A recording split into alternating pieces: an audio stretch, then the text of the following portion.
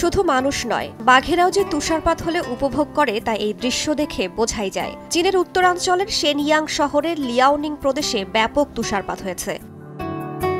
এই তুষারপাত যেন শেনইয়াং শহরের গুইপো সাইবেরিয়ান টাইগার পার্কের বাঘেদের জন্য আশীর্বাদ হয়ে এসেছে। আবাসস্থলকে বানিয়েছে খেলার মাঠ। চিড়িয়াখানার প্রায় ১০০টি সাইবেরিয়ান বাঘ তুষারপাতে খেলাধুলা করছে, নিজেদের মতো সময় কাটাচ্ছে।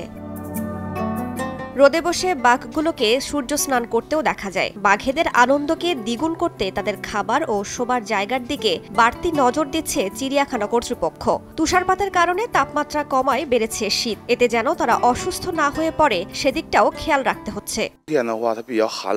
যেহেতু শীত, আমরা ওদের খাবারে গরু ও শূকরের মাংস যোগ করেছি। এগুলো ঠান্ডা প্রতিরোধে সহায়ক। শীতকালে সবকিছু ভেজা থাকে, তাই তাদের ঘরে খড় বিছিয়ে দিয়েছি যাতে ঠান্ডা না লাগে, উষ্ণতা পায়।